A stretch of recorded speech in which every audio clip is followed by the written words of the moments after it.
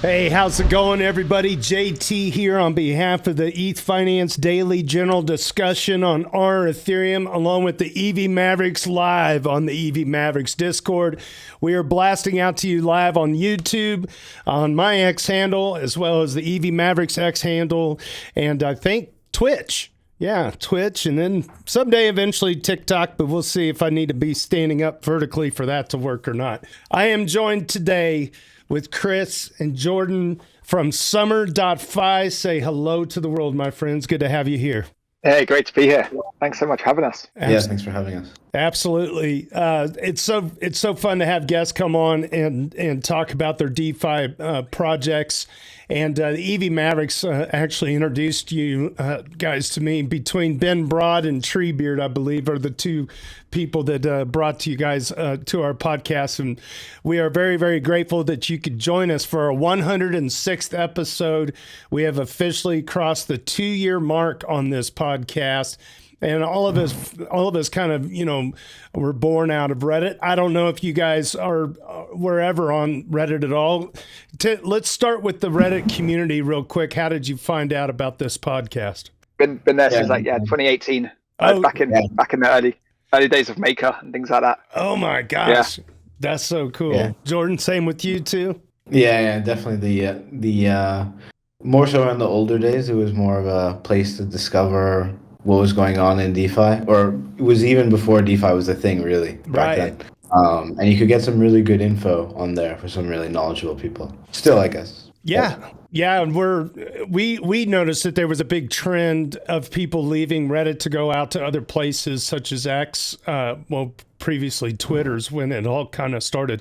And so we have a real goal to curate that Ethereum community and make it big and bold again. And we've got some ideas about making an AI FUD bot that's going to be funded by the EV Mavericks. And part of that training for that model is going to be born out of Reddit. So we definitely encourage you guys come into our daily general discussion and share anytime you want to about summer.fi. So let's pivot now to summer.fi. When did this begin and what was the inspiration for it? Chris, I'll ask you that first. Yeah, so summer.fi, like in the app itself, has been around since 2019. It was originally called Oasis.app. The default front end for the Maker protocol actually started off in the Maker Foundation. Oh, really? Back then, so it's been a long journey with multiple iterations since then. So Mariano Conti, like those days back. That's it. Exactly. Yeah. And Jordan was there. Like both of us were in Maker since 2018. Oh my God! Ask Mariano about JT's barbecue. He's spoken about a few barbecues. This might be the one. I couldn't confirm nor deny, but yeah, he's had the barbecue before. So that's nice. That gives me a great baseline. Anybody else listening to this podcast out there? So you guys were part of that Maker team, and then you said that Oasis also. Did I hear that correctly?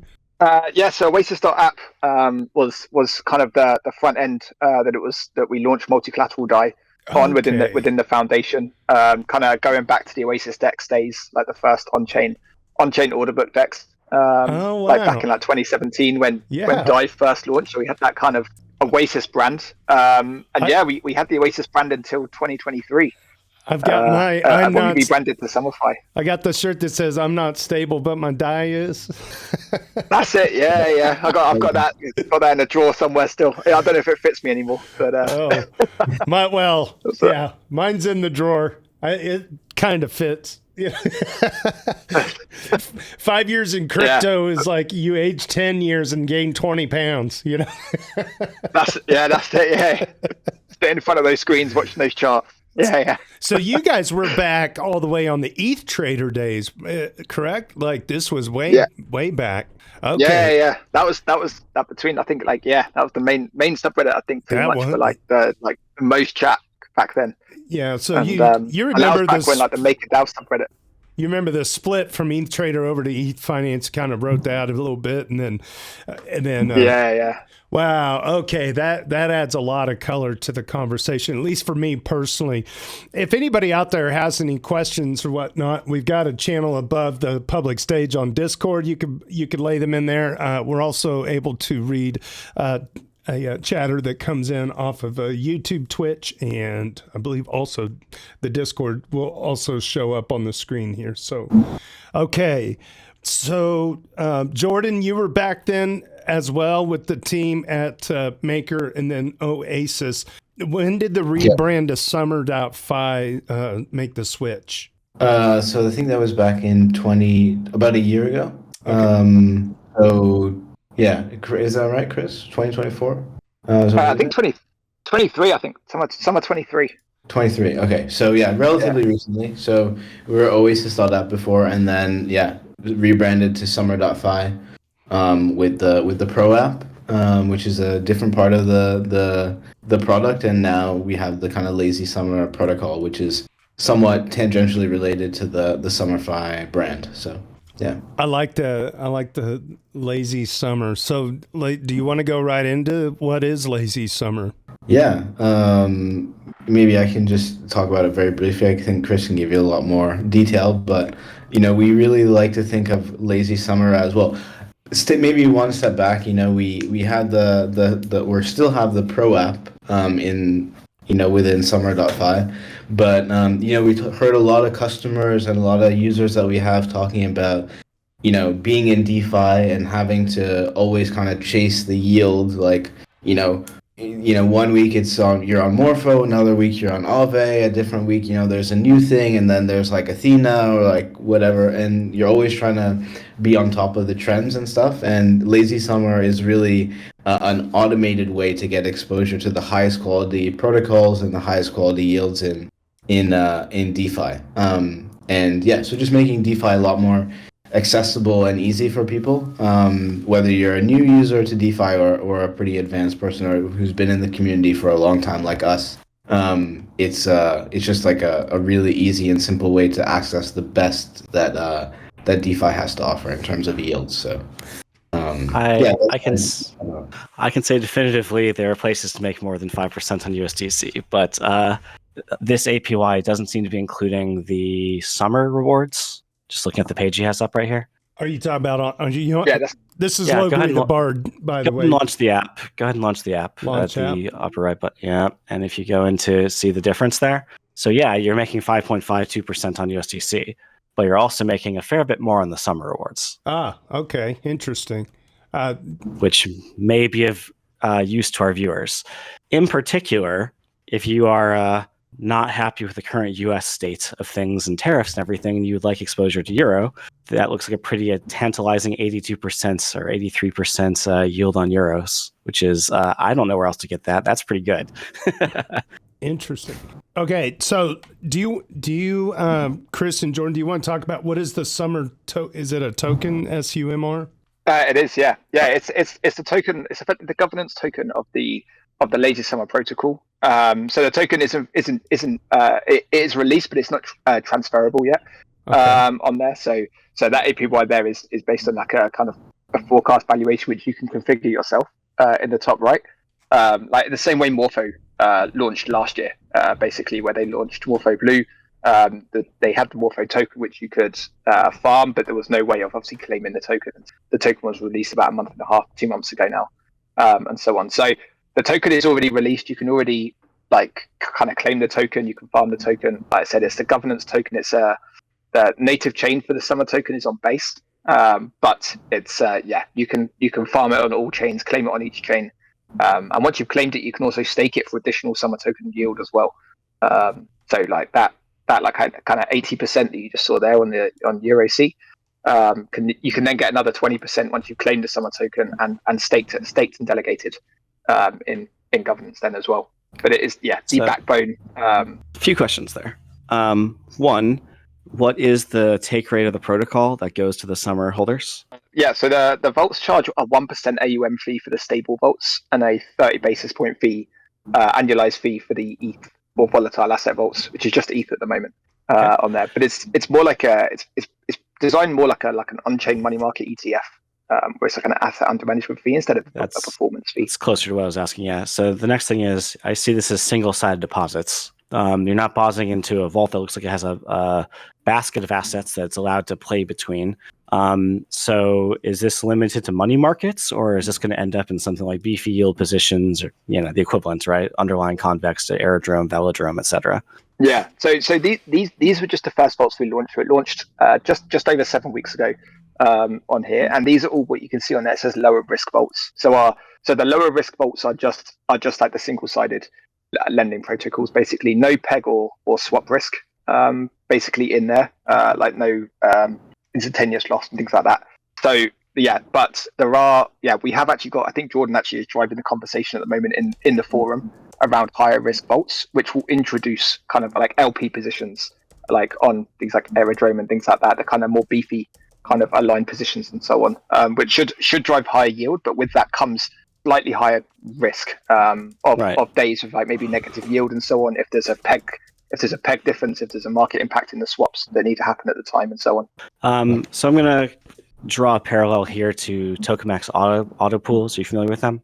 Familiar with the UI. I've not used it myself. It's basically the same type of thing you're describing. So they've got a basket of assets that it's allowed to play between, and they have a set of protocols they're allowed to push it between. They have to keep it on a single chain wherever they deposit it, and it's allowed to basically load balance within that rule set, right? All while the auto pool itself and the administrator of it can't actually access or touch the funds, right? So no rug risk, unlike TradFi.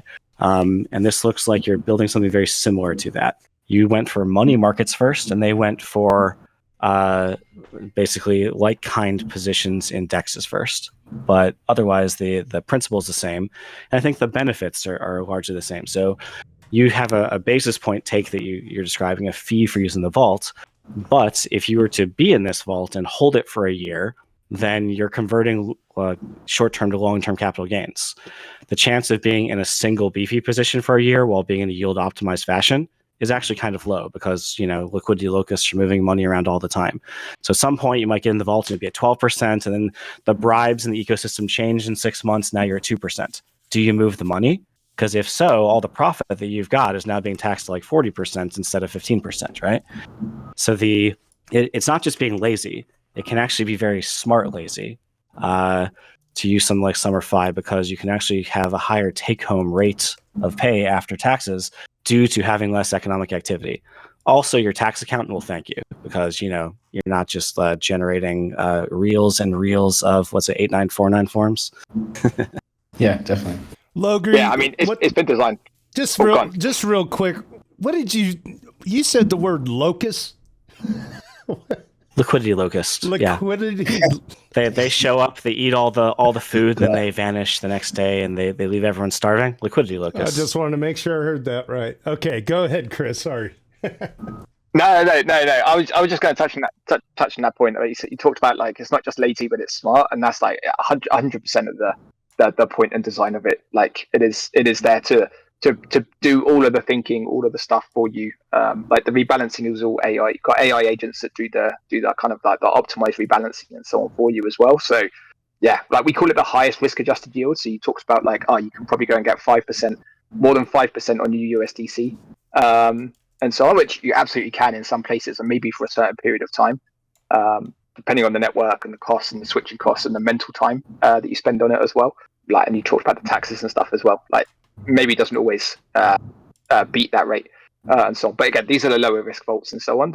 And yeah, it's a safe 5% at the moment. Although it's 5% at the moment.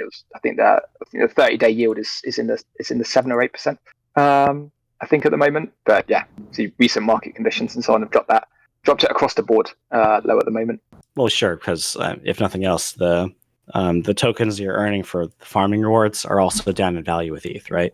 So if you have USD which isn't falling in value, exactly, and curve rewards or whatever, compound Aave tokens, if those are falling in value, then relative to your deposit, you're getting less value in, so the APR drops with the market. for stablecoins. Yeah, And precisely. it only comes back when people start using leverage.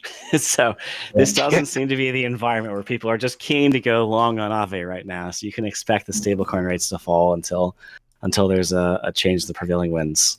Yeah, exactly. Yeah, and that's exactly what we see on the summer.fi Pro interface as well, where like all of the users at the moment are just de-risking their closing, and that's what the multiply features and so on is for on summer.fi Pro as well. What about leverage strategies? Is that something that you would add into one of your vaults eventually, being able to borrow and loop with leverage to get yield? So I think definitely it's on the table. There is just the risk of, like, again, it's making sure it can be timed right and not exploited by other users during like kind of breaks in the peg or anything like that. We saw an Instadat ones in the early days when the wrap staked ETH peg I remember that. and there was huge risks and so on, and so you can eat away at almost all of like a year's worth of yield in a fairly small price movement. And I think we saw it last. Sure, but I mean that is going to be true for even low leverage numbers. But the degree of leverage could just be a vault parameter, and you can let people choose their own risk. You basically have a market-based structure here, right? So if you want to, I'm just asking, like, team priority. Are you going to go down the route of something like Gearbox enabling leverage, but now in a lazy summer style, where there is less need to manually keep your own positions at maximum APR? I'll let Jordan talk about it because he's actually talking about that in the forum at the moment. So I think it's something that we've maybe talked about briefly in public, as these notion of like carry trade vaults and stuff like that. Which is something, again, like a lot of the genesis of these products and features have been from observing what users have been doing and frustrated with just doing manually in our Pro app. And yield looping is something we offer in our Pro app. Maybe not obviously, but we do. And it's something that people, they're doing manually. They have to manage it. If there's a problem, they have to sort of de-risk it and stuff. And we also see them sort of borrowing against their ETH or BTC, wrap BTC, or I guess not wrap BTC anymore, maybe CB BTC, to get that kind of yield spread from depositing the borrowed asset somewhere else. So I think within the context of yield looping, it's something that potentially we could have within like that sort of carry trade vault as maybe one of the what we call arcs, or so to speak, but just one of the strategies within there. So it's something that definitely we've been thinking about in terms of how can we put yield looping within the context of maybe other stuff that you could be doing when borrowing against say your ETH. So you could have an ETH sort of carry trade vault, and one of the strategies could be, for example, ETH yield looping, and then maybe for stablecoins you could do that. Just a stablecoin one as well. So it's a short answer. I definitely think it's something we've certainly 100% talked about. It's just a matter of, how can we do it in a safe and reliable and high quality way? Because, it's at summer with the, you mentioned the 5% yield. One of the reasons why we started with the low risk or lower risk stuff only as well is because, we need to be able to say, hey, it's going to be safe, it's going to be reliable, and our users can really trust it first before we just do the thing that is going to be, the most high yield and bring in the most amount of users in the short term. But, it's all about sustainability. It's all about really high quality for us. That's why we've been around since, the earlier days, basically. So I love it. A more measured approach. Yeah, I like that. Be more measured, especially in a climate where, there's so much grift and scams and everything like that. It's like, I honestly do very little DeFi because I feel like it just seems like over time there's just so many things kind of buckle and turn in the churn of the storm of volatility, and especially at a time like this, but I'm sure Logree's probably got a method to capitalize anytime. I do have a method. Lazy summer is for you. Lazy summer is for you. That's what I'm talking about. I was like, I like the word. I like that. in my next gen tokens post, I called this style of protocol a yield bearing indexer or a yield bearing indice. And it's basically a layer that sits on top of something like Beefears and like Ethfinance from the previous generation of DeFi. And now it's just offloading some of that mental load. Now you're saying that you're plugging in an AI. That is a double-edged sword, right? The good side of the sword is, of course, it can run all the time, right? It's you don't need Jordan to get online because the market started to turn and then unwind some leverage position before the worst of the DPEG happens and affects users, right? So keepers obviously are the executor at all times, but now you have something able to drive the policy of the keeper from the AI perspective, right? So that's the good sides: reliability, uptime, probably some less stress for Jordan in this hypothetical situation. But the downside is AIs have a tendency sometimes to hallucinate. They themselves are not the most reliable thing, not the most trusted thing, certainly. And I'm well aware that everything at like ETH Denver, from Filecoin all the way down, everyone's trying to shove the word AI into every protocol they possibly can right now. Right, so there's a bit of there might just be hype reasons for doing this for raising purposes rather than actual technical reasons as well. But what AI are you using? What exactly are you using it for? And how are you protecting against the safeguarding against the hallucination tendencies that AIs sometimes exhibit?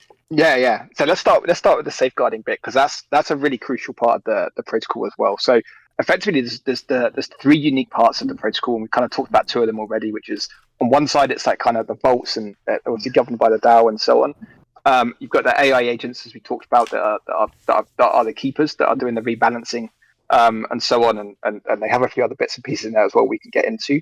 But we also have the third part, which is an independent risk manager that has like direct access to the protocol, but only to set the risk parameters. And some of the key risk parameters they set are down to the rebalancing keeper limitations, basically. So the AI agents can only rebalance up to certain risk parameters, whether that's the maximum like kind of inflows or outflows at any one time, the maximum they can put into any one market.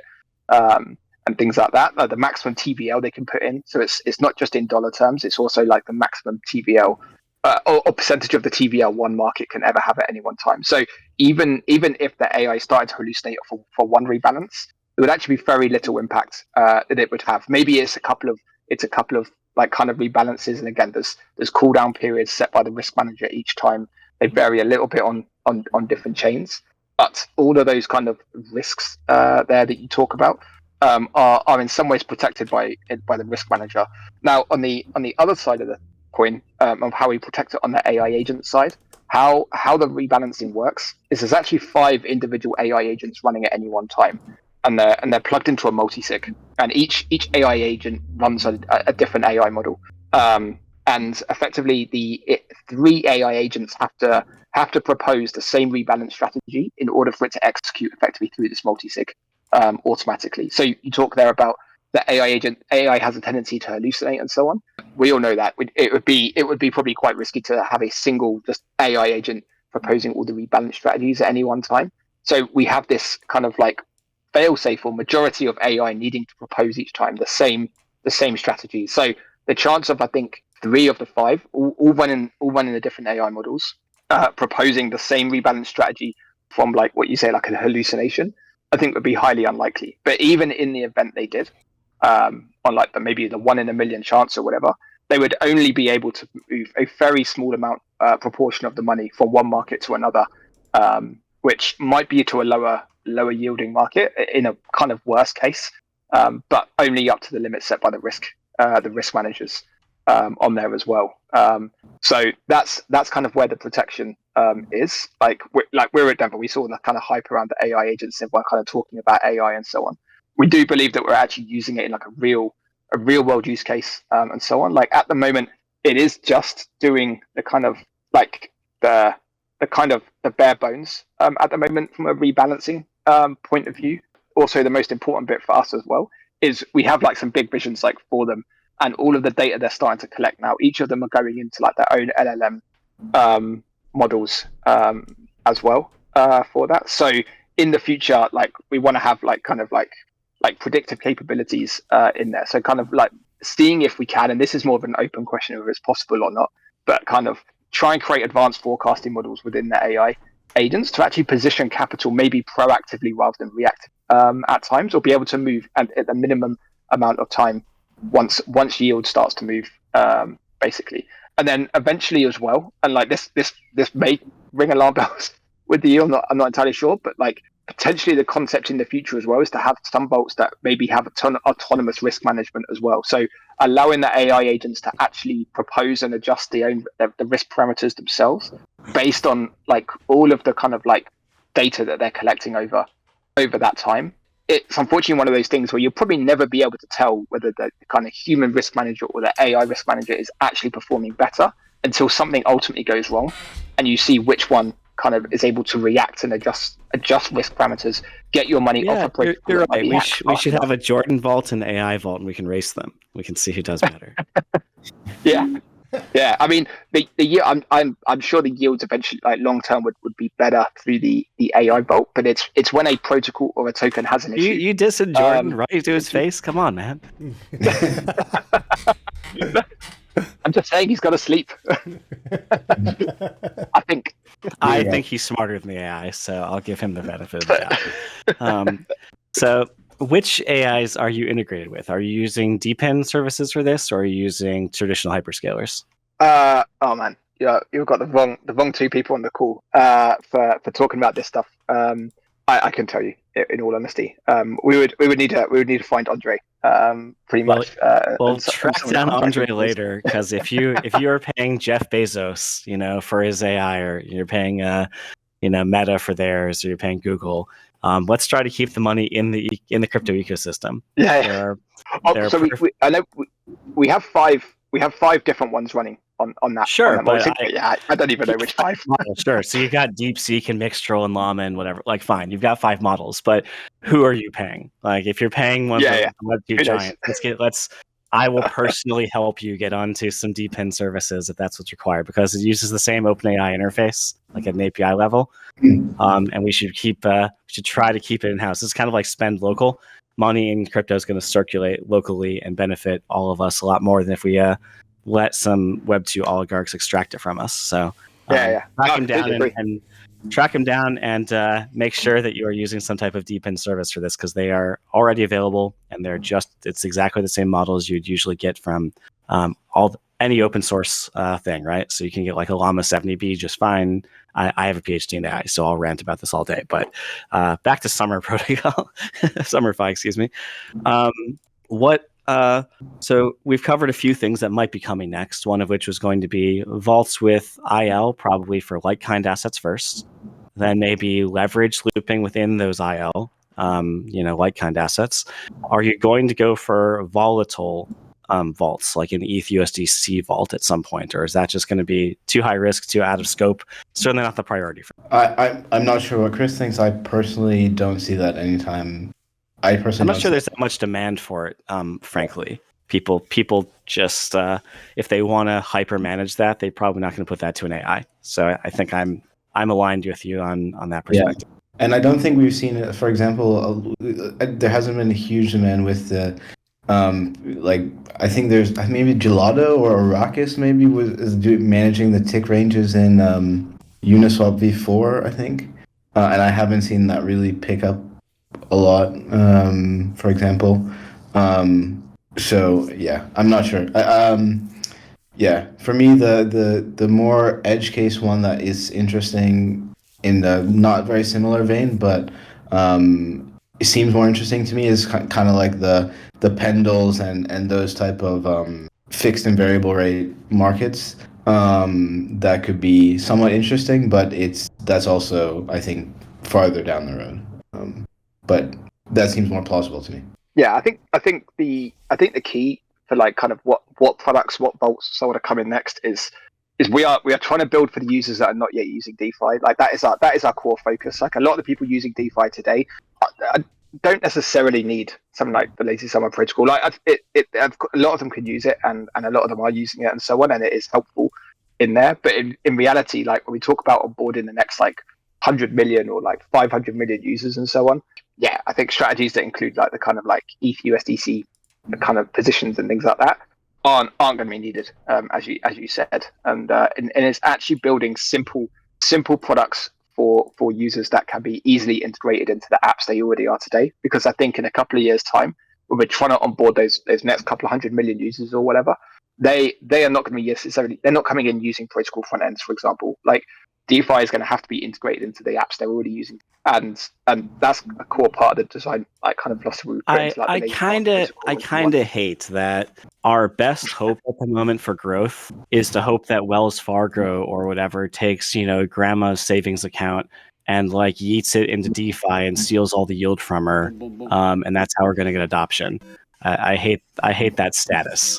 Yeah, well, I don't necessarily think it's like necessarily like that, and I don't think we're necessarily talking like Wells Fargo. And I think we could talk about like new kind of like fintech apps and so on.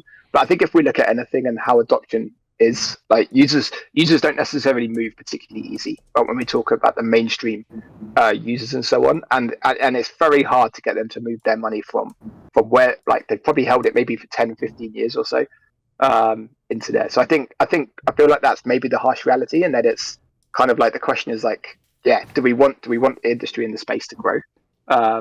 I mean, to some degree, be your own bank is very philosophical advice, but not very practical for about at least half the world's population. Right? Yeah. 100%. Yeah, and even I'd say like even 10% in reality. So, practically speaking, I know that we're going to need people that are going to provide a traditional password, username, full recovery, centralized approach to key management, etc. Kind of take, but then link into DeFi backend for yield sources because we have better yields. Right? Yeah. It hasn't been diluted yet. I think one thing to just add to that briefly is that we're really just we want to meet users where they are. And so today, if you're a new user and you want to go to the Lazy Summer front end on summer.fi, you can do that, and you can manage your private key, or you can have a self-custodied wallet there and do it all yourself. But at the same time, if you want to in the future be in, let's say like a neobank, like kind of like Robinhood or something like that, you can do it there. Or if you're an institution and you want to kind of plug and play into the Lazy Summer protocol, you can also do that as well. So I think the notion of just meeting users where they are, so that we can really respond adaptively to wherever the growth comes from.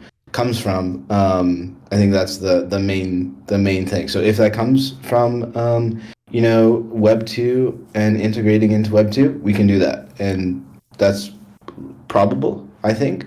But also, if something happens and everybody decides to become their own bank, as you say, we can satisfy that as well. Yeah, so. I was just going to ask you about that. Looking macro, at least in the United States, have you seen a shift with any institutions, or do you feel like the regulatory environment is going to allow a lot more people like certified financial planners to add this to their toolbox for their customers? I think so. Yeah, from some of the conversations we've had, I think we're not quite there yet. Like there's still a few things that need clarification, like just how it's going to be treated, even how stable coins and so on are going to be treated.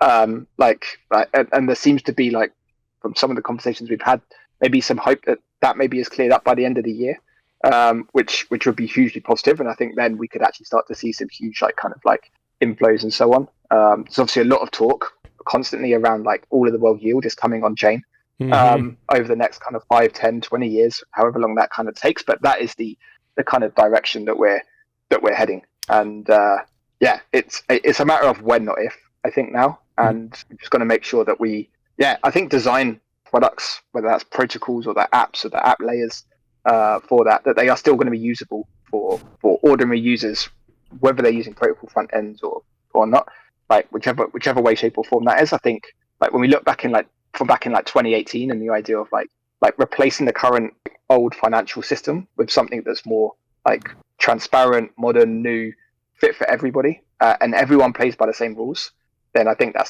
still the kind of journey we're on. And our belief, like strong belief, is it's something like this product, that is the sort of thing that like everybody can use. Everybody pretty much has, well, everybody that's got a bank account has savings in one capacity or another. Even just if it's like for a few days or weeks or years and so on. Like everyone knows the concept of savings. Everyone understands the concept of savings. And at the moment, the banks are like just taking all the money and giving us like peanuts in comparison. This allows the end user to take the majority, and what they don't take is ultimately fed back into the wider ecosystem to build even better tech on top of it. You know, I feel like so much of the adoption, I'm just speaking, you know, globally, not just Summer, but also just the use of stable coins. If you can get the retailers off of the tit of MasterCard and Visa and the ease at which people can spend, you know, money using their services, and somehow get, you know, USDC or whatever stable coins as a very common, easy to use, tap to pay situation. I mean, people can quickly discover that they can get all the better rates than their local bank or their national bank or international bank. And on top of that, they could sip those dividends of that yield to, you know, when they go to swipe at the store, things could feel like they're less expensive to the merchant too, right? So the merchant could also, I don't know, I just feel like there's a tipping point where the velocity and the speed of the common sense of this whole thing are going to like snap, like, you know, like galvanize at some point. Just at some point it has to happen. And it's like, of course, the narrative is the price of ETH right now and so many other things going on in the world. We're kind of being distracted at that. Those are the two big end games, I feel like, for crypto, is mass adoption by retailers to accept it and mass adoption by people to earn yield off of each other, so to speak, globally without, you know, depending on a central bank kind of, or a treasury or whatever. I don't know. I don't think that we're ever going to get mass adoption and people using it like a credit card, specifically because they lose their phones, they drop them in toilets, they, you know, give them to leave them out unlocked. And when you have real money and on reversible transactions at stake, right, that people are doing irresponsible things with their technology. So, you know, as I was saying before, I think the Euro and Bank is kind of reckless for a lot of the population.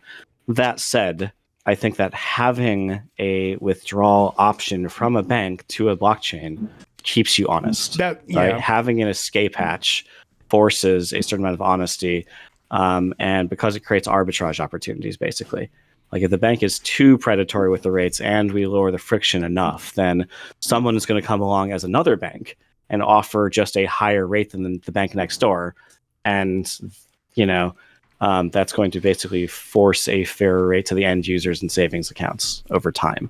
But it comes from basically making the adoption of each of the banks easy enough that you can stand something up and compete with them and provide a traditional experience while doing so, right? Let me approach it from a different angle. Let's I don't know if this is technically a better way to kind of express what I'm trying to say, and I know not your keys, not your coins, but something akin to a credit union that could at least hold a portion of your funds in summer.fi on your behalf if you're a low technical consumer. Bob and Alice could still get better yield at a credit union using a DeFi protocol, you know, but then like also retailers accepting stable coins could also participate in that kind of that credit union environment. I don't know if that's a good analogy or whatnot, but to your point, Logri, the self-custody thing is a problem. And also not your keys, not your coins is also kind of a real problem too. So, but these tools do exist for the wandering adventurer who wants to participate and try to break out of that cycle a little bit.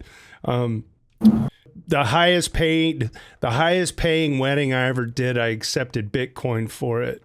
And that was like in 2016, I think. And it's like, I still accept crypto, but nobody pays me in it, you know, but I haven't widely advertised. What I did was I offered a discount to my customers. And I just said, hey, if you pay me in Bitcoin, I'll take off $100 or whatever. And it kind of incentivizes the use of, crypto. I should probably spin that up again. I got a great idea. I'll take $100 off. I'll accept your USDC. I'll put it in summer.fi and I'll leave it there and I'll pay the taxes and I'll just let the interest rebuild that tax payment and the discount over the course of time. Hey, there we go. Yeah. Now we're talking. Now we're talking. Someday I need to give you my rant on the Logri loan system, JT. Okay. It's beautiful. It's way better than what you just described. Well, I'm sure it is. In an evil kind of way. Yeah, that was just a pothead thought experiment from a guy who doesn't smoke weed anymore. That's how bad it is. That was a shower thought from a guy that hasn't taken one in 3 days. No, I'm kidding. Hey, do you guys want to help guide me through some kind of a demo just for shits and giggles? I've got... Yeah, certainly, yeah. Okay, so I've got 2 websites plugged in here, pro.summer.fi, okay? And then there's also the Lazy Summer. Which flavor should I do? I think let's do the lazy summer. It's a lot easier and much easier to explain as well. Okay, Yeah. So on base, I have some USDC. Looks like I have 375 USDC. So let's do all of it. The question I have, okay, so this is that says Arbitrum, right? I'm gonna go real slow because I'm basically Bob. Okay, so we're gonna go slow here. So this says Arbitrum. So I want to scroll down and find the base, and this appears to be the base. So just quite literally, I click on that, but do I need to deposit token first? Yeah. And it says deposit. You can do, or you can just click. Yep, or you can just click View Strategy. If you can just click on it again as well, and it'll take you to the strategy page. Okay. You can actually explore a little bit more here. Okay. Good. So this says 30-day APY 6.7%. The current APY is 6.52%. The assets in the vault just under 10 million. And then you can look compared to others, historical yield. And then what is this vault exposure panel about? So this is at any moment in time. This is in real time exactly where that $9.99 million is currently deployed, earning you that yield. Wow. Okay. So that's like a combination of all these different other vaults and protocols. And if you click View More, you can actually see all the different markets there are added there. Goodness. So these are all the possible markets, the real time APYs on there as well. And then just below that, you've got the rebalance activity then as well. So you can actually kind of see here, like in real time again, 56 minutes ago, it was like 65,000 roughly, moved from Stakehouse to Gauntlet. You can see it was like just a little bit before that as well, was another 65,000. So you can see it actually gradually moving money over and moving money between the different ones basically. And Summer's handling all this. That's the AI. That's the AI power keepers that are doing all of that. The AI kind of completely automatically. The power keepers versus the locust. That's what I learned today. I like this. This is good. Okay, and then these are people that are like withdrawing amounts, and this was like a deposit. Okay, view all depositors. Neat. Wow, and you can just go right down the list and see. Okay. All right. So the strategy management fee is $1, 1% annualized management fee is charged for this strategy. That goes to the protocol. All right. And I'm ready to log in. Let's see. Continue with the wallet, MetaMask, connect. And then it comes over. Does it pop onto the screen there? No, it looks like we're already connected. We don't have to sign anything yet.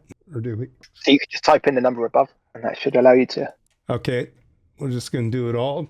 And so on the left is the preview. So it kind of shows you what you're expected to approximately make over the next. Well, you got 3 years selected there, but what you could end up with. So in 3 years, you could have $517.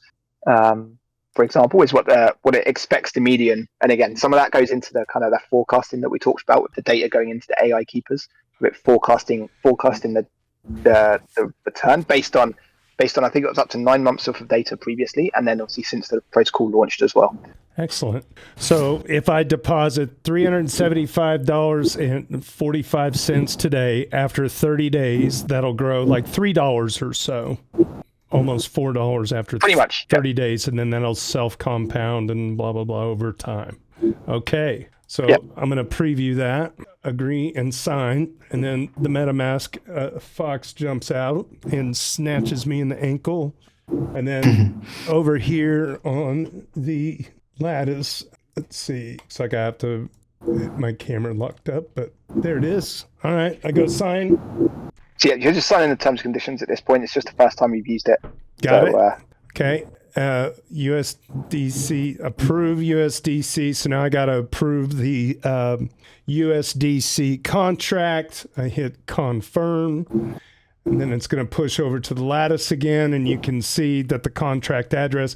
Now, the cool thing with the lattice is I could technically go in and make custom labels for all of those, to where the contract label, the address would have its own label, and the approve address label and all that. Approve. And that helps prevent man-in-the-middle attacks. But that's another lesson for another day. Come back over here. For anybody just listening to the podcast, I'm just walking through a transaction of getting some yield on some USDC on base and summer.fi. All right. Now I hit confirm on the actual transaction request. This is going to be interacting with, let's see, loading, system loading. Click here to view to approve. Okay, it shows that on that site. All right, looks like maybe something didn't get pushed to the MetaMask, or I didn't click on it. It's all right. Should I refresh the page, you think? Maybe. You can do. I think you accepted it in MetaMask, didn't you? Did it come up in MetaMask? It never came up in MetaMask.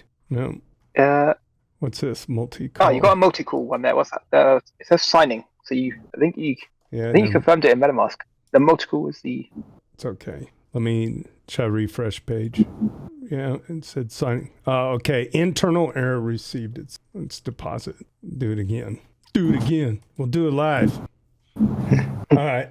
There it is. Good to go. There we go. All right. So you see the contract address, and then you got the multi-call hash and all that. So what this is going to do here as well is it's going to deposit. It's a multi-call function. So it's actually going to deposit obviously your USDC into the vault. The vault token, like it's going to give you back, is then immediately going to be staked, so you can earn those summer rewards as well. So you'll be farming those summer tokens at the same time. Here it goes, just like that. Bang. That's it. There you have it. We got a huge live audience. We have a chain user. Congratulations, That's JT. Right. Thank you. My mom will be so proud. Proud. Let's see you do that on Solana, huh? There we go. Let's see you do that on Solana.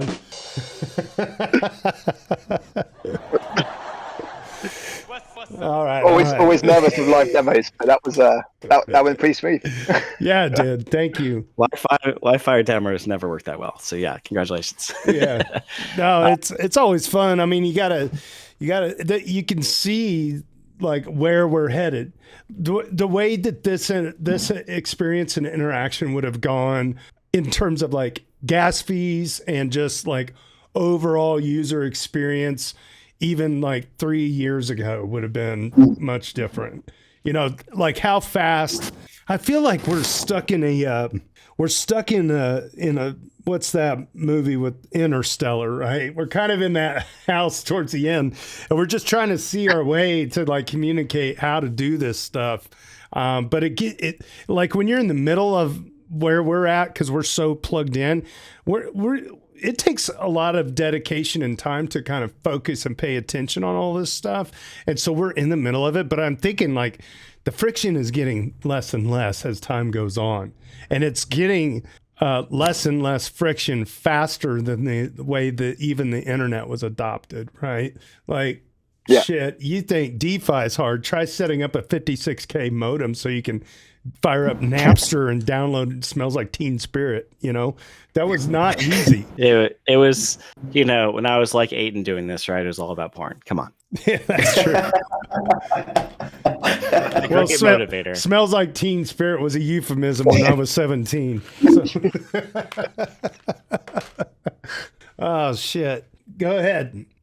And the thing is, like, obviously you did that with a wallet as well, but like in the last year or so, with like a lot of account abstraction and so on, like I don't know if you noticed when you click the login button, like if you were to disconnect now users can get started like just login with their Google account, email, passkey or whatever, but now it's even easier now than even controlling like your keys on a hardware wallet or anything like that. Obviously we had like kind of MetaMask, which was a big step forward for like the large majority of people that have been onboarded to like wallets and so on and on chain in the last like 4 or 5 years and so on. But now the newer users coming don't need to have a wallet if they're like if they've only got maybe a couple $100 or something like that. They can now connect with just. How do they? I understand you can use a credit card to on ramp that, but how do you off ramp that? So you can offboard as well through the same thing. So we're using Transact. And you can actually connect your bank account to a dedicated wallet address, and you can actually also just transfer your tokens to that wallet address, and they will get transferred back to your bank account as well. So like a Monerium style solution. They're an IBAN. I never used that. Okay, it's a European option. I've never used Transact, so we're just kind of we're talking past each other because we've just used different subsets of the ecosystem. Yeah. Okay, yeah. But yeah, I suspect similar sort of thing. But yeah, you can go through the steps of offboarding it back to your bank account and so on, going through the thing. But one of the easiest things is just to have this concept of being able to just send it to this other address. So within the UI, I love being able to create a wallet basically without ever managing a private key or anything. Just come in with an email address, register, sign up, enter a credit card, boom, you've got the money earning. Later, when you want to offboard, link it to a bank account. You've got enough in there. Are you handling account abstraction for that, or what's paying for the gas in the wallet that you're managing? So we're using Alchemy for the kind of infrastructure behind the account abstraction, and then we just fund all the gas fees for all of those as well. If they're on Base or Arbitrum, not on mainnet, fortunately. So we try and push new users to Base and Arbitrum if they're signing up. Some penny fine, but don't DDoS us. Got it. Yeah. You can put 10,000 transactions through at a fraction of a cent, but not 10 cents at a time on mainnet. And I mean, gas on mainnet is so cheap, or Ethereum mainnet right now anyway. Yeah, when it was so expensive, everyone hated on Ethereum because it was like Manhattan and no one wanted drive. And now it's cheap and everyone's like, oh, it's a dead chain, and they want to bash on us from the other side. There's just no winning. Yeah. No, of course. Yeah. I mean, like it's crazy to think back to like 21 when it was like in like $150 transactions, and I was like, I'm in business. Also, I will say in 2021 I was a happier man. So. Yeah, well, it was especially days like this and stuff. I'd agree with you, but we ain't dead yet. It's come a long way. Hey, what was I was looking at the wallets you could use to sign in. I did not notice Rainbow Wallet. I'm trying to get Rainbow Wallet to communicate with the Lattice team to get the Lattice going on Rainbow Wallet, because I think a lot of people like their user experience. So Rabby has a thing where it just impersonates the MetaMask interface. Rabby. So if something doesn't specifically support Rabby, you just use MetaMask to go through that, and it works. That takes some extra effort on Rabby's part to kind of maintain two different interfaces. And to be frank, the MetaMask interface at a technical level sucks. So yeah, it's kind of like making your website compatible with some old version of Internet Explorer. You're like, but it's wrong. But that's where the customers are. So meeting where the customers are sometimes does involve some engineering waste. In this case, that means Rabby has to support the MetaMask wallet interface. But I wouldn't be surprised if Rainbow Wallet does that as well if you try. Yeah, I'm feeling. Yeah, I've got a funny feeling it does actually. I'm feeling like a boomer still using MetaMask. I feel like there's better options. You really shouldn't. Yeah, you really shouldn't. Get off my lawn. If anyone would like to try Rabby, here are some compelling reasons to do so. First, you can add applications inside of it, and the browser runs inside the wallet software if you download it, so that it prevents you from going to the wrong URL. Your wallet will physically refuse to load the URL from some random page that you click, some random link that you go. No one can kind of spoof the URL by changing an I to an I with a hat or something, and then get you to a fake front end and take your funds. That's one basic thing, right? That's so nice. once you've established that this is the URL for this is the domain, it'll just protect you from going to anything else but that. And you can have as many of those as you want, but it gives you it allows you to go about your day-to-day if you're not interacting with a new website with a lot less caution. Another thing is the transaction simulation functions on there are quite sleek. And they can say, oh, this is a contract you've never interacted with before. You have to explicitly approve that. And then once you've approved that, you can ask, should I have to approve that for amounts under like 10,000 or 100,000? Or when do you want us to flag it again? You can control those settings. So you can kind of basically manage your ATM withdrawal limits or equivalent for your safety on your wallet from within Rabby. So again, you go about your day-to-day with a lot less stress of like, oh, well, I clicked approve and now all the USDC is gone. Well, maybe the wallet should have helped you with that, right? And then obviously other transactions where it shows you the side effect. You can see all your ERC20s in, all the ERC20s out. Make sure that's kind of what you're signing up for. If it shows all the money going out, nothing coming in, maybe take another look at that. I'm not saying it'd be wrong. Things like Alchemix, you deposit the money there and then they don't give you a return token. That is a viable design in certain use cases, but maybe you should slow down, right? When you see that and at least take another look, right? I love it. So all those reasons and also I've just had several websites where I go to use, like I was Clima's migrating onto Base this week. And so I was pulling some old Clima from 2 years ago. I mean, at one point it was like $10,000 worth, and now it's like $18 worth because, Clima. But nonetheless, welcome to crypto. So pulling my like $18 of Clima out, right? And MetaMask just failed to work on the website. And Rabby worked out the gate. So there are several examples of that where just Rabby functions and MetaMask has not for whatever reason. And I don't have to figure it out. I mean, I could, but that sounds like hours I'd rather go use and make money, right? So I just didn't have to figure it out because I just tried Rabby and it worked instead. So we got to get compelling. We got to get Rabby on the podcast. Here's the end game. For sure. We get Rabby on the podcast. We prove how good it is because we do another vault on summer.fi on that live stream and sign on the lattice as if it thinks it's MetaMask or something. I don't know. That's cool. I like it. Hey, well, we're at the 1 hour mark. Are you guys good on time? We've still got the second half of our show to do. If there's anything else you want to touch on with summer.fi, what's coming down the pike or anything our viewers would like to learn about today that we haven't said already? Go use it. Go on, Jordan. Yeah, I would say just definitely go check it out for yourself. I think like if you explore each page, like not even each strategy, but we have the rebalance page, we have the user activity page that really can allow you to get an understanding of what's going on. And you can even look at other people's position and stuff like that. And since it's on Base, you can get started with as little as $1. So it's great, and you can earn some summer tokens, and that's all I'd say. Excellent.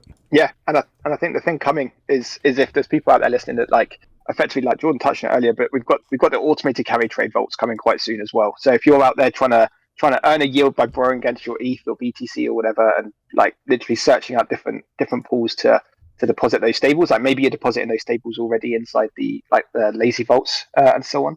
But very soon you'll be able to deposit your ETH and it'll do it all for you, and it will be rebalancing to the cheapest borrow rate on the borrow side while lending to the highest yield rate if it's profitable. If it's not profitable at any one time, you should then consider plugging Gearbox into that, right? Because they've already done a lot of that legwork of integrating all the leverage strategies. And so if you could just say like, well, we're going to yeet it into a Gearbox vault, then just as a pass through, that you can leverage all the work that they've already done. Yeah. So we already have Gearbox actually on the lending side within what we call the ARCs. So yeah, probably wouldn't be a huge amount of work to get that there. Excellent. Well, are you guys able to stick around? What I do next is I read Reddit, so you don't have to. We go over the Doots of the week, which is like the top comments out of the daily general discussion on our Ethereum. If you guys can stick around and be color commentators, that's great. Otherwise, you could do an Irish goodbye. You want to hang around? Oh, dude, we got him. Always. Yeah, let's go. This is it. So I don't know if you know how this show works, but every comment that I'm going to read over the next half an hour or so, it's all user driven off of Reddit. And what we do is we have somebody that awards the best of the day and puts a top 10 of the day at the top of the next day's daily, so people can go back and get the cliff notes from the yesterday's daily. It's kind of cool. I go through and assign a point to each one of them, and then we aggregate the best of the week out of those daily doots. And we have a whole rich list and everything else like that. So with that, you're getting something like the top 10 comments of the week. Yeah, it's basically like talk as a condensed timer. And yet again, I'm going to make JT grab a bottle of water and read a long wall of text from me. Hey, dude, I got half a coffee and a dried up limeade here. No, Sonic is not a sponsor, at least not yet. All right, let's get into it. I'm going to go straight into, we've got our leaderboard that we're going to hit first. Let's do it. I should go ahead and do our opening show notes on this because I always like to read out a little bit of an intro as we get started on this next leg of the podcast. All right, so the Weekly Doots live stream is all about showcasing the best of the week from the Ethfinance Daily on our Ethereum. It's a read-along reaction series, and if you want to follow along, head on over to dailydoots.com, designed and produced by our very own Hani Abu. Big thanks to Tricky Troll for capturing and curating each day's Doots, and the A-Word for curating this most beloved weekly list. Make sure to subscribe to us on Apple, iTunes, whatever. Just search Ethfinance EV Mavericks anywhere you get your podcast. You can also mint this podcast after the show at pods.media/EV Mavericks. All right, so we're going to get right into our rich list for the week. Set one less is at 106, 696 ETH at 111, crypto Al currency at 117, ethical trade at 118, Hani Abu at 120, Tricky Troll at 148, Benito 2030 at 167, Harog climbing up 187, Logri the Bard at the number 2 position at 190, and at the top of the heap of the peanut gallery is Super Fizz. All right, good. Coming up, we have Ram Aluwalia from Lumina Wealth joining the pod. Cannot wait to talk to him. Tobias Schreier from Grow the Pie, Rainbow Wallet on May 9th. And then we don't have it officially announced. I'm going to lock him in. Klima is going to be coming on board May 23rd. And then the week after that, be May 20th, is going to be Ether Guild with Everdread and company. All right, here we go. Hot mic. Somebody's hot micing. All right, good morning roundup. Frank the Tank chimes in. Ethereum $10.9 at $1,804. And Hani Abu at a dismal 0.21 on the ratio. Weekly haiku courtesy of JS Tears. Ordering spirits, distillation pure merits, despite the tariffs. How does he do it, JS Tears? How do you do it? Thanks so much for the weekly haiku. All right, and we've got our crypto.io ETH. Have you guys done this before? Have you seen this website? If you go to crypto, CRY, if you're listening, CRYPTLE.io/ETH, you can play a Wordle style game on the price. And this is our ship post of the week. So what you're going to do to try to guess the price most accurately, we're going to play this one together. I suck at this, in full disclosure. If there was a shade of red darker than red, I'm that guy. All right, here we go. So what was the price of ETH on December 13th, 2019? 314. 314. Let's type it in. Don't cheat anybody. Okay, so it was not even close. Okay. Let's see. December. So it's either going to be higher or lower. We know that. December 13th, 2019. Lower. Maybe one. I'll go 140. You're going to go 140. Ooh, getting warmer. Getting 217. 217. That's gonna be redder. Here we go. Oh man, we got to keep going down. Yeah, you gotta keep going down. Jesus, I hate this game. Well, that just shows you how much profit you've made because you're up 20x now, right? Jesus, JT, right? No. You remember my post in January of 2020? I sold a bunch because I'd been in for 5 years.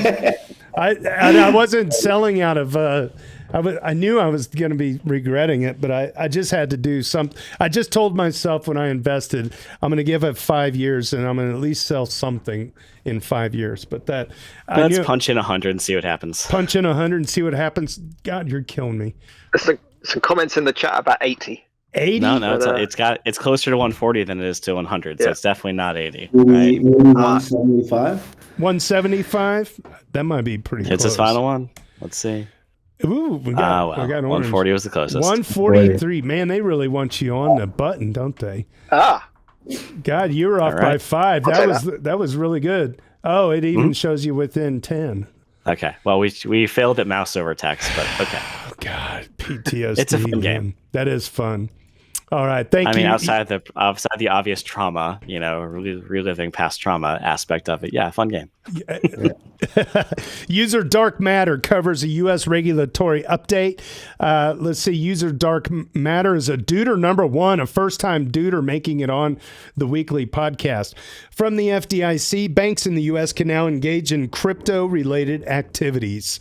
And that has a link to the FDIC.gov website. Quote, crypto-related activities include but are not limited to acting as crypto asset custodians, maintaining stable coin reserves, issuing crypto and other digital assets, acting as market makers or exchange or redemption agents, participating in blockchain and distributed ledger-based settlement or payment systems, including performing node functions, as well as related activities such as finder activities and lending. Should be great for Bitcoin. That is pretty big, don't you think? I mean, that is like... sure. Probably nothing, right? Probably nothing. This will be good for Bitcoin. That's probably the right footnote. That's hilarious. Oh, man. Yeah, this should be good for Bitcoin. User Unchained Algo thinks that the current moment isn't one of the times they have doubted Ethereum's future. Unchained Algo is also a duder number 1. A duder number 1 making the Weekly. I'm a bit tipsy, and at the end of a great day, looking at the price and reflecting. I've been using crypto since about 2011, investing since 2017 when the possibilities, smart contracts, and Ethereum were clear to me. There's been some times where I've been unsure if Ethereum had a future. This really ain't one of them. Looking at the adoption of Ethereum and L2s and the remaining value potential, I'm unshaken in my belief that there is immense value in the technology. I recently traveled abroad and even utilizing fine fintech solutions, I paid an extra fee of about 1.5% for a simple transaction. And that's just on my end as the customer. I'm sure my counterparty paid significant fees as well. Imagining a future on crypto rails, I don't see how such a thing is reasonable and won't be subject to immense competition. That's just one aspect of the value proposition of blockchain and crypto. There are significant other ones as well. DeFi? Absolutely. My current obstacle to participating in DeFi in the way I want to is the archaic and penalizing tax rules. But I'm still hopeful that they will change in due time. In it for the tech once more. We'll see how the valuation goes. 2011. Well, I got good news for you. Summer.fi can make your tax situation easier. Yeah. There we go. I was going to say, that's a little bit like what we talked about earlier, right? And a lot of the kind of tech advancements and stuff. Yeah, no kidding. I don't think that, of the people that are doubting the Ethereum price, a much smaller percentage of those people are doubting Ethereum tech. Right? There's plenty of people that are like, okay, the L2 strategy is scaling successfully. We believe in all the, peer DAS, etc. But who's buying the ETH? Because we're failing to find a bid, right? So when people are coming with a price, only a small number of them are saying, I don't think it's a better technology for peer-to-peer payments, right? That's usually not the argument that's being made. The argument that's being made is one of value accrual. 100%. Most people I talk to who are bear, a lot of people conflate, as you say, the ETH the asset and ETH the tech. Yeah. The system. And yeah, there's some valid arguments I think around as you say, the value accrual, but it's undeniable. I think how much the tech has come a long way, basically. On we go. EOF. Harag educates us on EOF. Can you explain that acronym to me for the audience? Anybody? Harog is a Duder 187. I think he's like number 3 on the list. This user, Harog, by the way, summer.fi team, he's a hell of a contributor on the subreddit. So generally when he's putting something out there, it's definitely worthy of a read.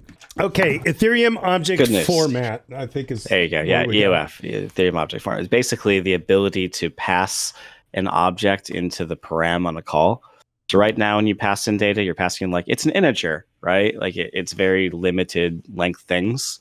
And then you have to kind of like build the object you want to deal with in Solidity yourself. The EOF format allows you to pass in an object, which is usually be considered a very normal thing in a programming language.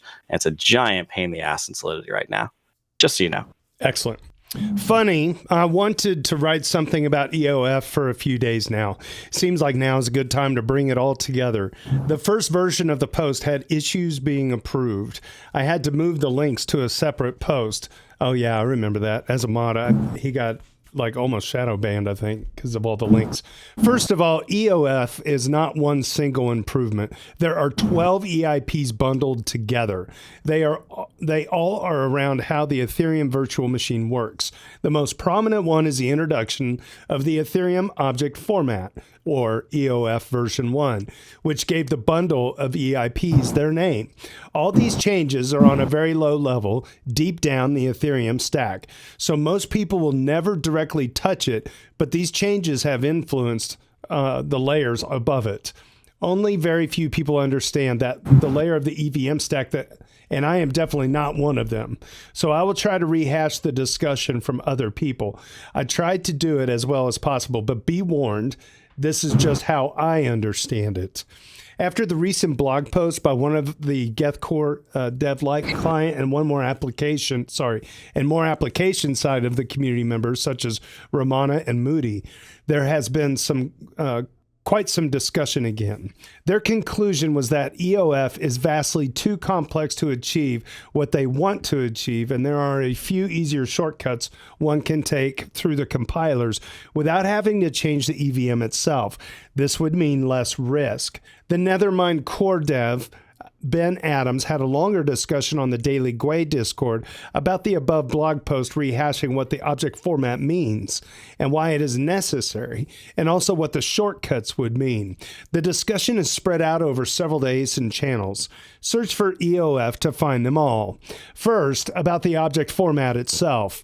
This format defines how compiled Solidity code is stored and organized. The current format used is a format that has been used in computer science until the 70s, mostly an unstructured mess of executable code and storage. One can jump from any part of the code to any other one, and it is pretty impossible to judge from the compiled code what it actually does, because it is all intermingled, and executable code could become storage or vice versa. This makes it pretty much impossible to analyze compiled code for its security. For more than 50 years, we use a more structured format to store binary code. This makes programs more secure and easier to reason about. So, EOF is a way to bring the lower level of the EVM to the modern era. He says that even the opponents of EOF agree that if the EVM would be designed today, they would change the EOF to a modern format as proposed by the EOF EIPs. Now to the specific points brought up in the above-mentioned blog post. For Ben Adams, the proposed solutions are just additional hacks, which make the EVM more complex, add technical debt, and do not solve any of the things EOF was set out to solve. These hacks also bring risks in itself. So, they will have to write more code and more tests to make sure these are safe to use. He assumes these would take another year to ship.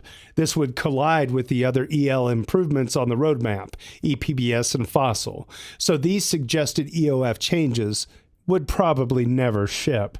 He also argues that the gains from canceling EOF would be minimal as the code has been written and the tests have been implemented as well. He argues that there has hardly been any EL change tested so thoroughly. All the time has already been spent to make sure the EOF is as safe as possible. Any change to it would just cost more time. He agrees that changing is a risk, and it is a big change. But compared to all the code-based changes in Nethermind since the last upgrade, Dencon, EOF is only a small fraction of all the changes. And he agrees they are in a critical part of the code. There is also a recent blog post by the Besu team about their stance on EOF. In short, they say nothing in the above-mentioned blog post changed their view on EOF, and Fusaka should include it.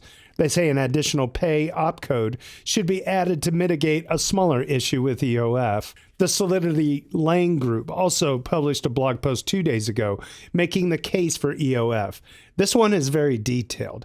If you're on the technical side, have a look at it. They also are all for EOF as it improves tooling, formal verification possibilities, transpilation of code into different VMs, and overall code verification. This has a lot of benefit for devs, L2s, and also for client teams. They also say that it is still too early to ossify the execution layer side of things just yet. My overall feel from these posts and the ACD calls is that only a small subset of core devs and community members are against it. Currently, it only seems to come from Light Client, a Geth core dev, and the former strong opponent Marius Vander, I'm going to screw his name up, Widgen, another Geth core dev, is now indifferent. Every other core dev seems to be at least indifferent or very pro to include EOF in Fusaka. They see the risk, but are confident that the risks have been tackled properly. The discussions I have heard in the ACD calls were mostly about smaller tweaks to EOF. When I look at I do not see a compelling reason to be against EOF itself. There might still be good reasons to tweak small things here and there, but the overall package seems to have broad support. All right. Thank you, Harog, on that update on EOF.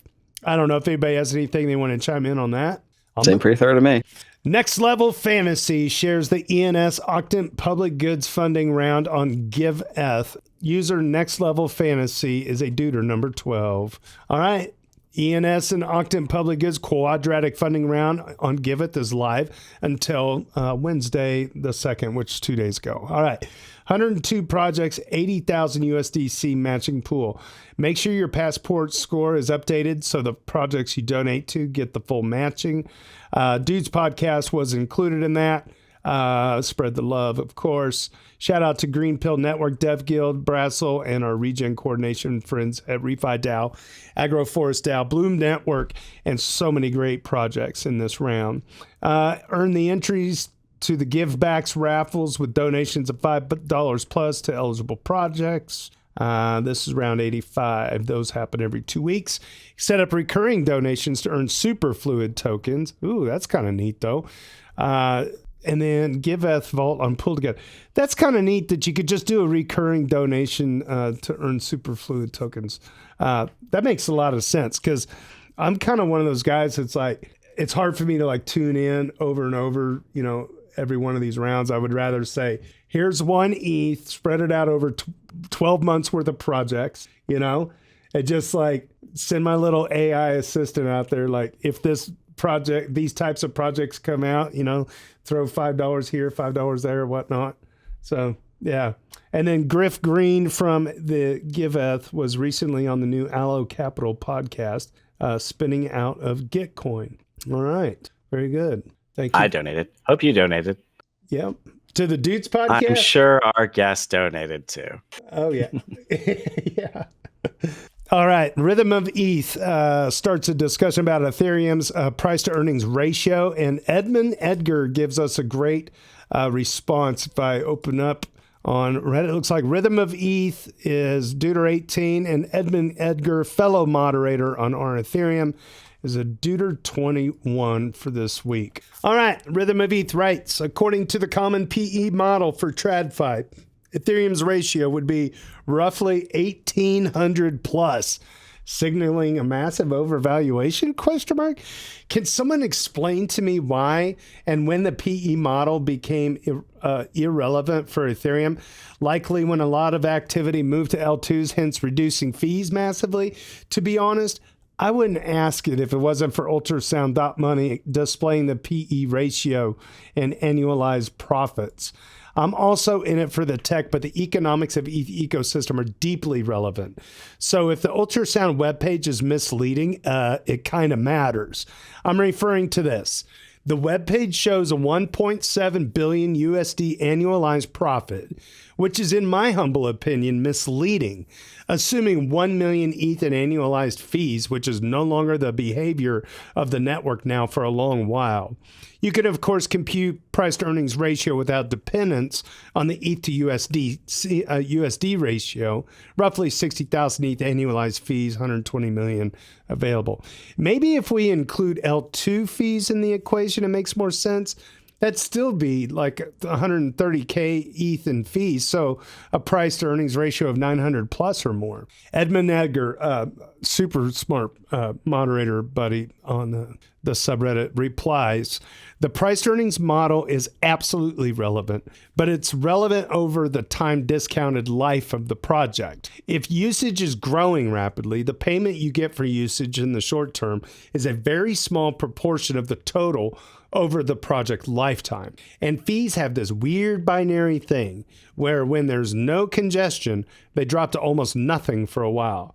Then when we reach capacity, they go through the roof. The air quote, basically 0 times, they don't tell you much about the total revenue over the life of the project, unless you think that scaling will always outpace demand. I'm not sure what ultrasound.money is showing. The way I would do it would be like this.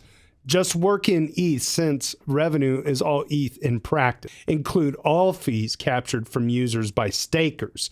Don't include L2 fees since they don't go to you for holding ETH. Do include MEV since that's something you get to capture by staking as it relates to the result of holding ETH. Ignore block rewards altogether as they're just a shuffle from one ETH holder to another. Likewise, ignore how much is burned. We care about revenue, users to ETH holders, not internal shuffling. Okay. All right. All right, Logri, let him have it. When we're looking at PE, one of the things you're trying to measure is how much money you're making as an Ethereum holder. But there's more than one thing you can do to make money on Ethereum, because it's not like Microsoft stock where all you're doing is waiting on dividends or buybacks or something. There are, I can go make 3% on summer.fi. That might be more than staking. So when you're looking at the what the ETH price is doing, you're basically looking at supply and demand dynamics on the Ethereum asset. And so what percentage of ETH is going to loyal ETH holders, right? All the money that's coming to the 3% yield of people depositing summer.fi is not in that PE equation on ultrasound.money. It's only looking at staking, right? All the money that's in Aave, that's not in that PE equation on ultrasound.money. Anything that I'm getting holding like an RETH pair on base, in a beefy pool, that's not in that calculation. If I'm, got an AL ETH pool and I'm making like 8 or 10% on my ETH, that's not in that calculation. So what percentage of the ETH supply is flowing towards loyal ETH holders that aren't going to just flip it all, right? That number is substantially better than a 1,800 PE. So I don't disagree that PE is relevant as an investment basis, but the calculation on ultrasound.money that he's referencing is woefully incomplete because it's not accounting for all the sources of profit for ETH holders. Got it. Yeah. We're trying to make TradFi stuff fit, with the... Like, I don't mind making TradFi stuff fit. Do I think that's 5% of all of ETH flowing to existing ETH holders? No. But it's probably in the 2 to 3 range, right? Yeah. Based on what percentage of the ETH is actually invested into something, what the yield on that ETH is, where it's invested, right? I bet we're in the 2 to 3 range. And so that gives you a PE of like 30. Yeah. Okay. That's much better than 1800. Much better. Yeah. That's I'm glad you explained that. All right. We got 3 left. Blend Modes. User Blend Modes has noticed a trend on Twitter. Well, Tricky Troll fights FUD and a new Ethfinance FUD Buster AI initiative. Listen to this. This is the dopest thing. If we can pull this off, baby, we're gonna have a FUD Buster AI robot running around like laser beams, just getting it done. All right. So Blend Modes is a duder number 2. Tricky Troll, who is the author of the Daily Doots, he's got a bunch going on, 148. All right, it reads Blend Modes type. So I've always thought that people seeing a conspiracy against ETH was doing that out of deep frustration for the price, which, not gonna lie, I fully get. So I respectfully skip over the comments and no upvote, no downvote. But like in the past 2 hours, Twitter feed has forced me to see at least 5 weird threads against ETH, spreading alarmism, FUD, misinformation. Some are clearly bot. Others are legit, like one quoting a Bloomberg article, the title being Crypto's Trumpian Embrace is leaving Bitcoin's big rival behind. Are you also seeing this? I've never seen so much hate. Is it just evil Twitter algo getting smarter at rage bait, or what the F is going on here? And he's like, okay, Tricky Troll response. Let's open these up here. X canceling. Let's see. Mike Dudas. Yeah, Mike Dudas stuff where, he's fudding crap. And then Tricky Troll is trying to respond. Sorry, it's kind of blocking, but he's responding, trying to correct the FUD. Right. Okay. So then I'll go on. It take the same time. My reply is that accepted. Okay, let me read the first tweet that he brought up. It takes 3.2 seconds to read this ad, and it's an ad about Solana.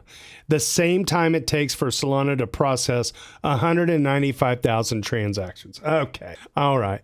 Except, Tricky says, except that includes vote transactions in those transactions per second states. All right. So vote transactions, also known as attestations in an EVM context, are not real transactions, and other networks treat them as such. Solana is making an apples to oranges comparison, but hey, Solana being misleading is also expected. I'm looking forward to have a bot do this explaining for me. This has motivated me to get off my ass and write the post I've been putting off this week all about the Ethfinance bot. In my defense, I've been sick. Okay. So let's see. This is day 2 of the Ethfinance FUD Buster AI fine-tuning series. Okay, so he made this post. Do you know how to fight the FUD and educate the crypto normies? If you have any way to answer questions such as this, ETH is inflationary with no supply cap, so it is not viable as a store of value asset, unquote. If you know how to respond to that, so we've got a link here on Reddit that you can respond to it, or he's got a comment thread going on. And if you reply to it, he's going to start training what the community on Reddit says in response to a series of questions that most often come up on X or wherever else as FUD. So we're building this thing. I think, Logri, I don't know if you want to expand on this. I think you got the basic idea. We need a training set for the AI.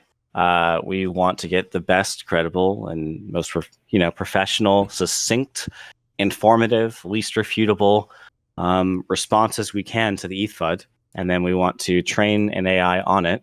And then we want to serve that up as an open source model owned by the EV Maverick DAO and pay for inference. So people will be able to add it on like Twitter, and it will respond in the same way that Grok would respond with the best community content we can get. So we're trying to get everyone, like Howrog is very technical and is good at responding. I'm sometimes good on tokenomic matters. I responded to this particular one that you just showed about the Ethereum supply cap. But we need people every day to kind of jump into this challenge and give us your best FUD response. This isn't just going to be you answering one piece of FUD one time. This knowledge is going to be replicated and help Ethereum in 100, 1,000 different responses. So it's a very high, value activity to put a couple minutes into it on a day. If you see a question, you know how to answer well. And we're going to take the best of those. We're going to curate them. So I talked to Etherealize about this as well. If they can, if they have questions that they see, they're going to help us build a question set that they're running into from institutions that, or people in the circles of institutions that are competing for Ethereum mindshare to get them they're going to help us sort the best questions. We've got a network of people through Ethfinance or through Crypto Twitter and other organizations I'm part of that are going to help us with generating answers. We're going to generate the training set, and then I'm offering some off-hour card usage to train the model itself. Then we'll make it open source, and then we'll see what we can do to get it hosted and integrated with the various social media platforms. I was like doing this flex. So Chris and Jordan, hey, Logri, tell them how many cards you have. Steady AI has about $6 million of H100s. They're not my personal cards, right? It is a pretty serious racehorse, though. So if you want to do some serious things with AI, guys, I did tell you that DPIN has the cards, and I personally can onboard you to some of those if you are using a hyperscaler. Talk to me later. Yeah. Let's connect afterwards. That's fun, dude. Can you imagine like an Ethereum bot that anybody could like summon on Twitter or whatever, and it's trained, and it's just got all this massive compute that really helps it generalize the best. You know, I don't even think we have to recreate the wheel. I mean, it could just be, I mean, this may be what Tricky's already doing. It's like, all you got to do is just go look at all the, and you feel like there's this like, he started with all the Doots, right? He started with all the Doots, and then we're trying to add prompts in front of the Doots, like where there was a relevant thing it could reply. We have to come up with, this is kind of like Jeopardy. We have to come up with a question, you know? So we have to come up with what it's going to respond to, but we have someone pontificating on some good matter, right? And then from that, you know, we're going to fine tune down to much more concise and the least refutable information we can possibly provide on that, right? Citations included. I love it. Hope it's great. I think it's fantastic. I get excited. All right, here we go. We got a Logri the Bard banger for the week. I'm going to get my condolences. I'm going to play a little music, take a drink of coffee here.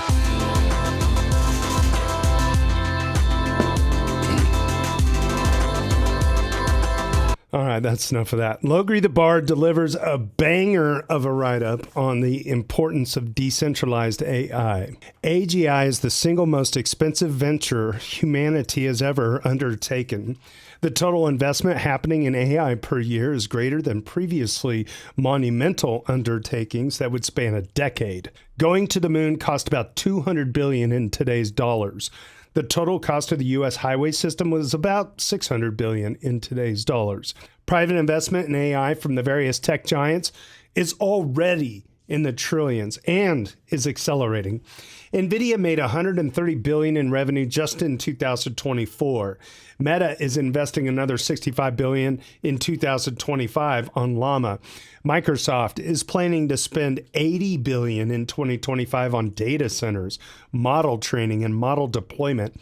Apple is committed to spending $500 billion over the next 4 years.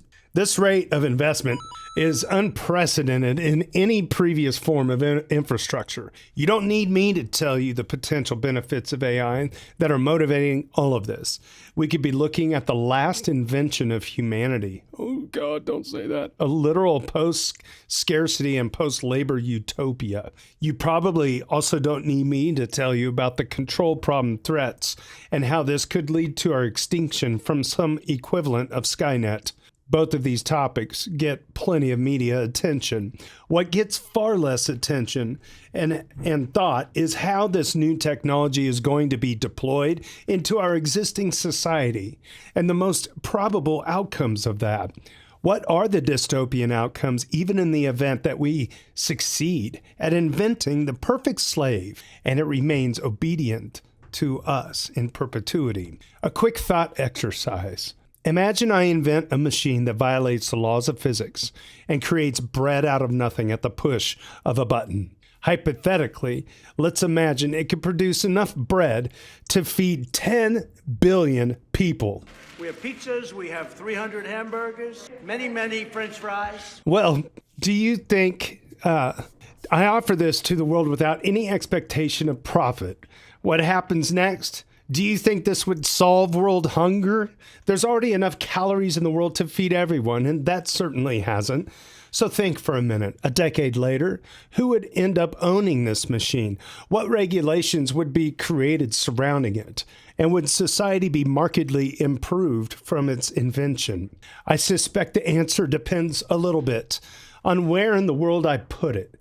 If I put it in some of the less stable parts of Africa, a warlord would quickly capture the machine for themselves, burn all the other wheat fields in the region, and leverage their new bread power to oppress everyone they can.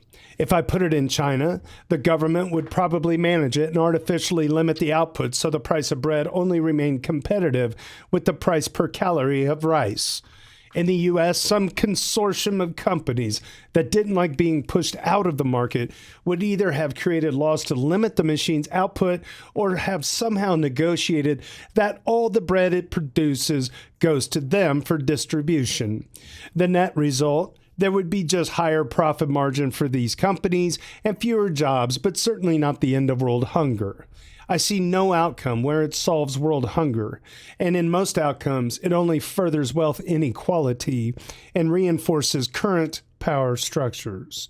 This is just an extreme example of an automation technology, but if you're following along, AI is going to be the most extreme automation technology humanity has ever created. If you didn't like your own answers to the thought exercise above, you probably aren't going to like the most probable outcomes of AI that is made a wholly owned by for-profit company. Sorry, I misread that. If you didn't like your own answers to the thought exercise above, you probably aren't going to like the most probable outcomes of AI that is made and wholly owned by for-profit companies. This answers the ownership and management question posed above with the most dystopian answer possible. For-profit companies do things for profit. How are these for-profit companies planning to recoup this unprecedented infrastructure investment and receive a positive return on investment?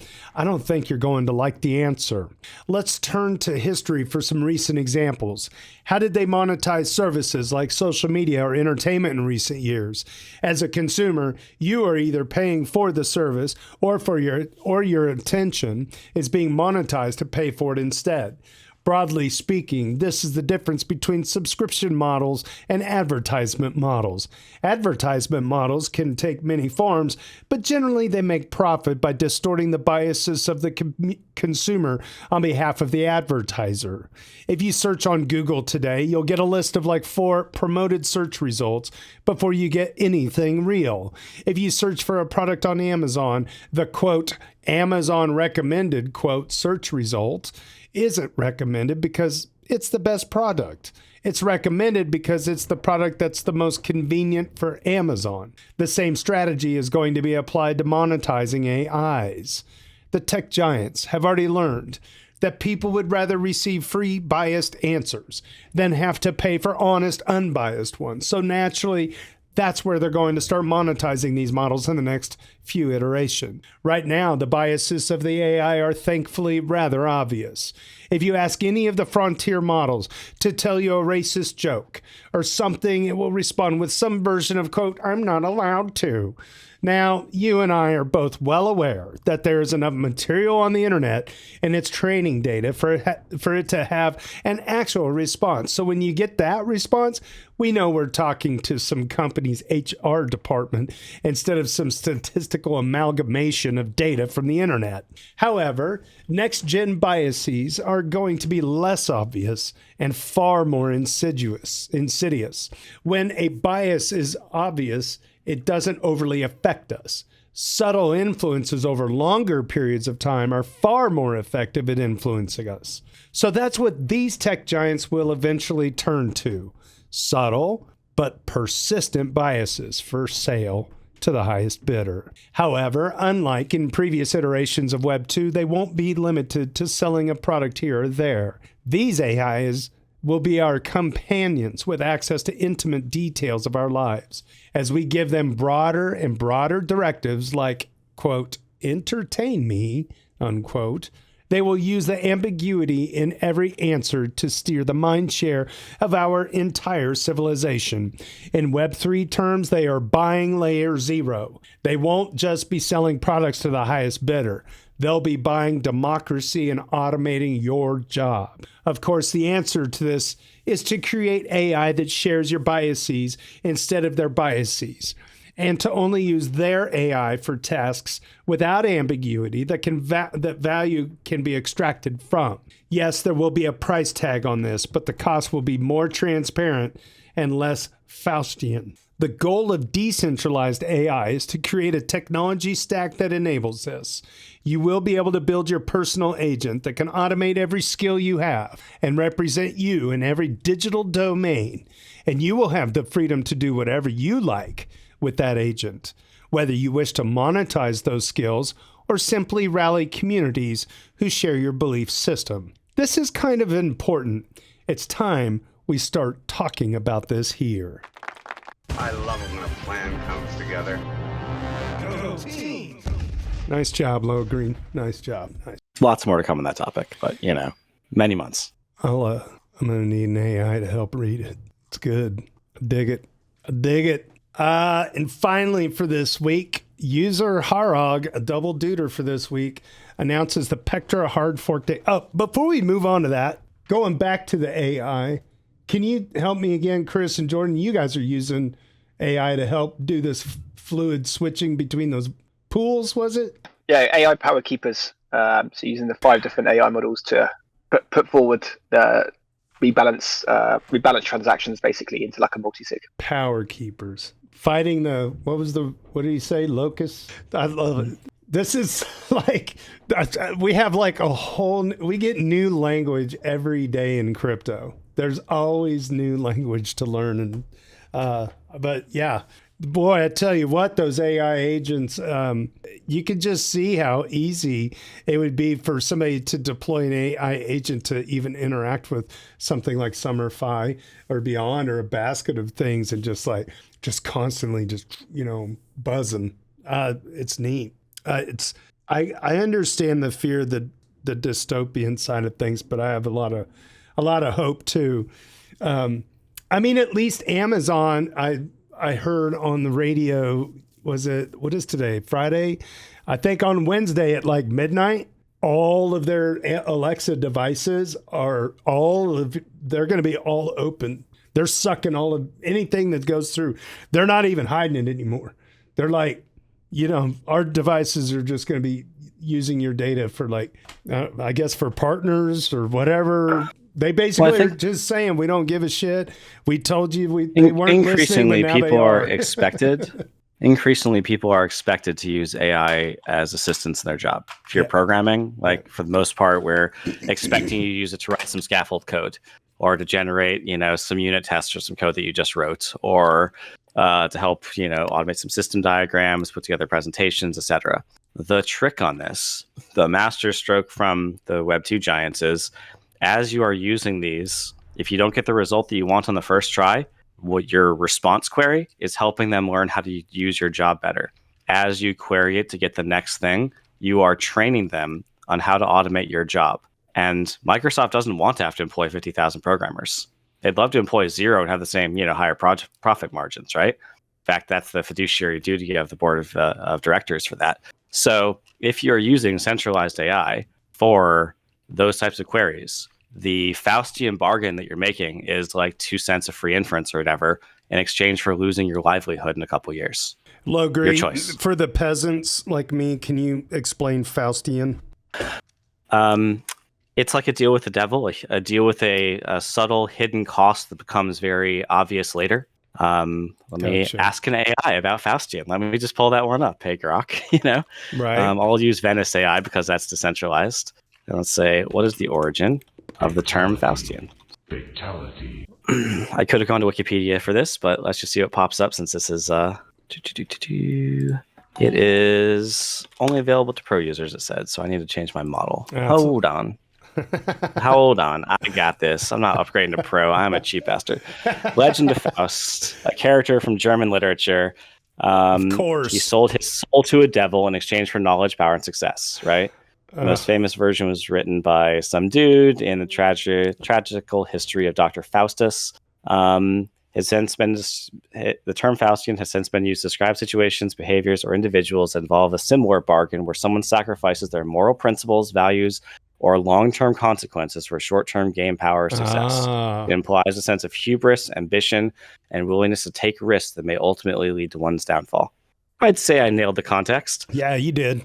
You did. I heard name before. I was trying to remember where it came from. So Germany, interesting. All right, user Harog rounding out this week. The Pectra hard fork update from the ACD call. The Pectra hard fork is now finally scheduled for May 7th. The Lighthouse client team found a consensus-breaking bug last week, which they fixed before it got triggered. Nevertheless, they were a bit shaken that they did not find such a bug earlier in the development and wanted to shift the Pectra upgrade a week to go through their code base once more. That is why it is now a week later than was discussed in the last call. Client releases will come out around the 21st of April. Enough time for everyone to upgrade. Well, thanks so much, Chris and Jordan from summer.fi for hanging out for the entire call today. That was amazing. Thanks so much for giving us an insight on summer.fi. I'm looking forward to watching my vault grow over time. And I hope more people jump into DeFi sooner than later and give it a whirl. It was easy for me. You should try it too. All right, there you go. So thanks everybody for subbing around here, smashing some bells, hitting that like, maybe give us a comment, tell your friends to come hang out with us again. Stick around after the live stream because we continue the party in the hotel lobby on Discord for a bonus hour of popcorn.